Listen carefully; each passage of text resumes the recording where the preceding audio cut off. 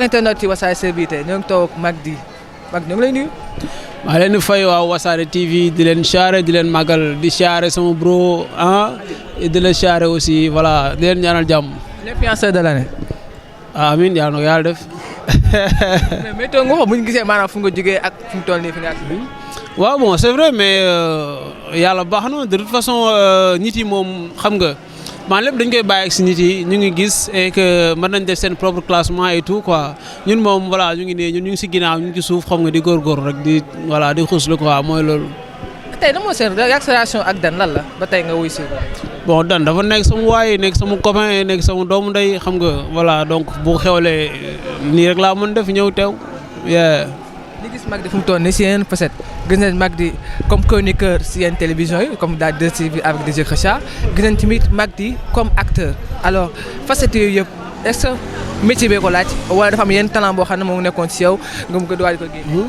bon en fait yooyu yëpp dafa boo xoolee dañu lié quoi parce que boo nekkee acteur yaa ngi ci je veux dire que yaa ngi ci domaine bi nga xamante ni audiovisuel moom moo ko tënk média moom moo ko tënk donc yow boo limité wul sa bopp rek yu bëree di nga ko mën def quoi comme xam nga donc mu ngi noonu donc de passage may bëggee waa Tribune des Jeunes DJ Kheucha Bachir Raki Muriel ak ñëpp ñu ma ko bokkal foofu noonu donc mu ngi noonu c'est ça. rôle acteur bi comment ça s'est passé est-ce que maanaam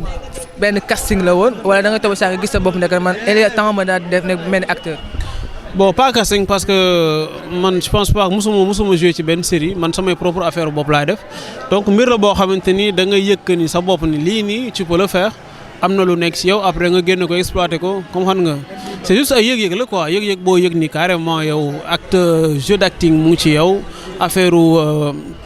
cinéma sa affaire la donc nga dugg ci gérer. temps gis sa coow ak Ahmed si plateau bi day neex mais gis nañ gànnaat mu commencé di rek clashaataan yéen ñaar seen diggante dara la. Ahmed Cissé de man maa moom jotewuñu dara day génn di wax si nit yi xam nga bu fekkee da ngay def sa da ngay génn di wax boo toogee si penc mi quoi maanaam internet bi di wax da nga bëgg nit ñi tontu la donc day wax après nit ñi ñëw tontu ko loolu kese fi muy waxee foofu lañ koy tontoo rek façon bi muy waxee ak ñun. noonu lañ koy tontowee donc loolu kese la mais à part ça maag moom seq ñu dara mosuñoo wax mosuñoo def dara. mais moom moo ngi lay sànni ay xeet. waaw parce que dama ko wax lu ko métti moo tax mais maa ngi koy jégalu bu baax bu fekkee dama ko wax lu ko métti maa ngi koy dégg dama ko faalewul rek. maintenant léegi si vidéo yi est-ce que maanaam du am lenn lu muy yàq ak si yeneen projet yi nga dugg ak vidéo parce que temps mu noo am dootoo ko amati est-ce que loolu yëpp mënu am lenn loo xam ne peut-être mën na ko wàññi. bon man ci li ma waroon dugg bari na mais damay bañ lu ma yàqal sama temps donc ci lu ma nekk actuellement rek je pense que du ma yàqal sama temps maa ngi koy calculer bu baax quoi sinon mooy loolu je gère bien quoi nekkuma lu ñëw ma dugg si parce que xam nañ tamit temps yombul te temps bi dafa gaaw donc mënoo engagé ndoo ci affaire yi présent sa kanam yëpp mais da ngay xool li nga xamante ni mën na dem avec sa emploi du temps ak sa activité rek nga gérer ko waaw. mu toll nii lan mooy projet moo xam long terme wala court terme. bon yooyu yëpp ay surprise lay nekk en tout cas Magdy moom ku ko yàgg a suivre xam ni Magdy bon day fëlee fu nekk du yam ci benn affaire et que nit la boo xamante nii rek mën na fëlee fu nekk quoi donc ñu ngi ci ay projet ñu ngi waajal ay concept yu bees leneen ak leneen mais lépp day nekk surprise rek ay jékki-jékki rek gis mu dal mooy loolu. un message pour les jeunes ñi nga xam ne ñoo ngi dem ci peut-être ay élections yoo xam ne kenn xamul lu muy xëy lu fay am politiciens yi des fois ñu naan suñu bopp yi même fekkee ne sax. nous sommes 2023 lañ nekk ba léegi mais depuis ba léegi Sénégalais yi wala politiciens yi ñoo ngi nax ba léegi jeunesse bi alors tey boo message boo xam ne moom nga xëy jox jeunesse bi la lay doon. bon jeunesse bi nañu yeewu te xam ni avenir réew mi ci seen loxo la nekk ci suñu loxo la nekk comme xam nga donc nañu yeewu ñu bàyyi xel bu baax a baax surtout ça li nga xamante ni première chose bi ñu war a def mooy dem lijjanti ji suñu carte d'électeur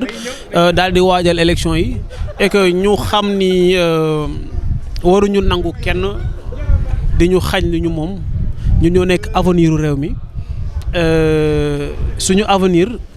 duñ nangu mu nekk ci ay loxo yoo xamante ni déjà setul wala loxo yoo xamante ni téye biñ ko téye baaxul comme xam nga donc bëgguma dugg carrément ci biir détail mais li ma leen di xamal mooy que daal jot na ñëpp jugandoo booloo nangu Sénégal ci réew loxo yi mu nekk. yaa ngi dégg ñu teg ko ci loxo yi nga xamante ni moom moo ko mën a doxal voilà l'essentiel à part ça vraiment nañu gën a bàyyi xel lu ñuy def surtout ñi nga xamante ni parce que ci domaine internet bi laa nekk ci ñooñu laa gën a mën a wax ñu bàyyi xel bu baax a baax lu ñu nekkee si internet bi xam li ci am importance xam lu ci amul importance xam lu ñu mën a tardel ak lu ñu mënul tardel tu vois donc liggéey jaamu yàlla fonk suñu waajur li ci des yàlla mottali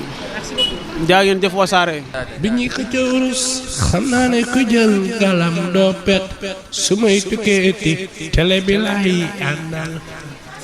Wassare nga ah Wassare nga Wassare moo xew si jamono télé bu xew si jamono ku ko seetaan pet nga. da leen dem si Wassare mu ngi toj dëkk bi télé bu bees